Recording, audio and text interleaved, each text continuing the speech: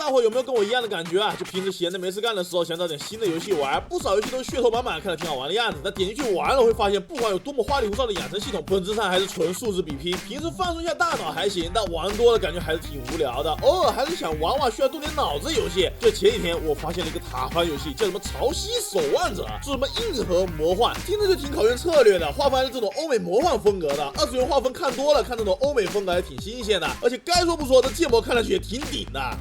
等会儿。齐天大圣孙悟空，怎么猴哥也在这游戏里啊？12月27日时装上线，不是，这不是欧美题材游戏吗？怎么还出了个东方神话英雄？到时候操控猴哥去打亡灵大军是吧？看起来还有点意思，就是不知道玩起来咋样。那你们懂我的，我可不是什么听风就是雨的人。这么聊，我现在好好品鉴一番。开始游戏，先看新手教程是个怎么回事。右下角就是我们的英雄，可以把它拖到格子上放置。角色的攻击是有朝向的，所以要让它正对出怪的一面。系统关还是挺简单的，小怪 A 2还就没了。右上角还可以2倍速加快战斗，怒气满的时候可以释放英雄技能。这个福塔斯的技能就是扩大攻击范围，并可以同时攻击5名敌人。后面还会有这种站在怪物路径上的英雄，也就是漏盾，可以阻挡怪物前进。不过上阵每个英雄都是需要费用的，费用会随着时间累积。刚开始时费用很紧缺，所以要注意一下优先上什么英雄会比较好。后面还会有奶妈、弓手之类的职业。目前看上去就是一个挺标准的塔防游戏。进阶。福塔斯直接睡掉了，变成了个帅大叔。不是哥们，这今年整这么帅吗？直接变了个人，学属性增加，还多了个被动技能，伤害比之前高了不少。小怪直接被电几下就死了。OK， 现在解锁了卡池，第一抽免费，看能不能出货。出了个4星法师，看着怎么像个稻草人啊！再去活动和邮箱把福利领一领，给了我们37张票，直接说哈，再抽。糟了，说是50抽必出金，我这4多抽了毛都没有，看来真的就保底了。看保底的金给个什么吧。科利亚好像是个5星法师，长得跟德鲁伊似的。该说不说，这建模的确还可以啊，赶紧把它拉满试试。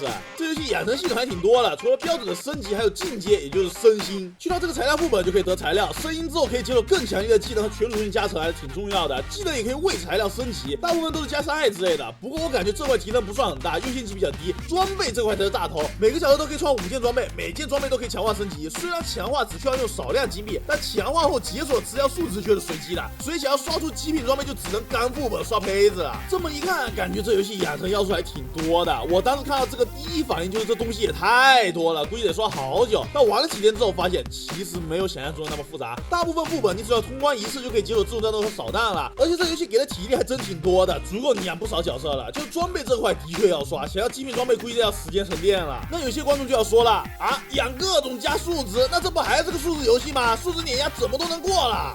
还真不是这样。塔防游戏的精髓就是讲究阵容的合理搭配和站位的选择。这游戏的关卡并不是说你把强力英雄往上100挂就行了，每关的敌人都不一样，有些弱魔法，有些弱物理，有时你上个金色法师都不一定顶得住，但换个紫色、蓝色弓手反而能轻松通关。并且每关的地形都各不相同，找到能输出最大化的站位也是很关键的。当你深思熟虑处理好每一个细节，最终通过难关的瞬间，那种成就感是无可比拟的。这就是塔防游戏的魅力所在了。游戏里还有一个模式叫什么巨龙遗迹，这场战斗没有出怪挡怪的机制，反而像组队挑战 BOSS。刘好奶妈的技能在 BOSS 独条爪击之后放技能抬团血，然后在 BOSS 蓄力时释放输出技能把 BOSS 的蓄力打断，成功打断的话 BOSS 会进入眩晕状态，可以偷一大波输出。塔防游戏变成了组队下部分，还挺有意思的。但也不是说所有玩家都要时刻关注讲究战略的，游戏里还有个抵御魔槽。我当时看到这个想这会不会是个 roguelike 玩法，结果他喵的竟然是个割槽爽游，一堆小怪往家里面冲，我的技能直接一扫一大片，一口龙气喷下来，小怪直接死光了，看着别提有多爽了。每打完一关还会给你天赋点让你去外面点技能，可以提升属性或者解锁各种新机制。你在主线里打几10个怪都要激光算尽，累死累活的，在这里直接一个技能几百个怪。懂了，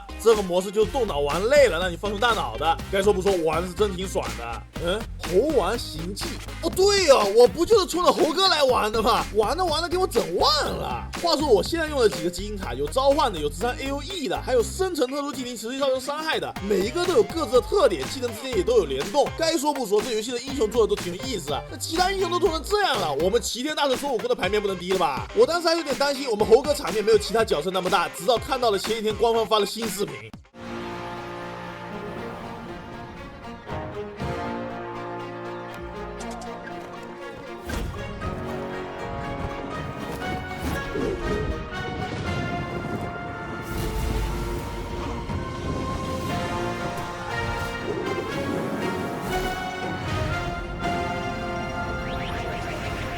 说真的，这牌面是真的拉满了吧？先不说这 CG 已经挺牛的了，这 BGM 听着既耳熟又陌生的感觉，看了简介才发现，这竟然是制作组向许镜清老师取得了授权，将云宫迅云重新编配了，并且在游戏剧情里，孙悟空的 CV 就是配过黑神话孙悟空的林强老师，黑神话里的黄眉大王 CV 张瑶涵则是为活动剧情里的旁白配音。有一说一，这排场还挺大的。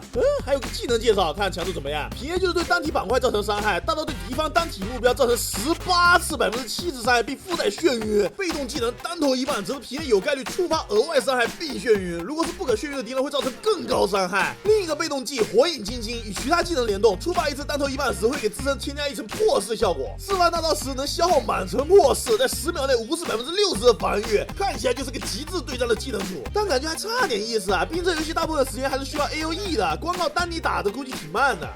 天赋可以召唤大圣幻象，我去，猴哥直接招了3个分身围着 BOSS 锤，每一个都可以触发被动效果，这 BOSS 血量夸掉，他场上无法再召唤分身时，就改成提升自身20%攻击力，这下不仅是极致对单了，就算是群怪也有3个分身能攻击多个目标，这才是我们猴哥该有的强度啊！这下得让西方小伙见识一下我们东方神话的力量了。先不说情怀，光是猴哥的强度我肯定是要直接拉满了。后面我也是连着玩了一阵，总的来说，潮汐守望者这游戏仍有一些地方需要优化一下，比如战斗时音效反馈是真有点少，英雄培养成本有些高的问题。但游戏内较深的策略性还是让这款塔防游戏有着相当的可玩性。游戏内有着大量的英雄供玩家去调整不同的阵容，每个灵机一动的点子都可能给你提供不同的通关方式。就算你不喜欢用蓝卡紫卡，游戏内还有着合成系统，可以用特定的低级角色合成金卡，活动里有大量的资源可以领，可以说是福利拉满了。塔防加卡牌还有策略加持更好玩了。今日猴哥以正式上线，属于是个不可错过的时机。喜欢塔防的大伙可以试试入坑看看。那么我想这就是本期这部小内容啊，如果喜欢的话可以给个3连关注啊，持续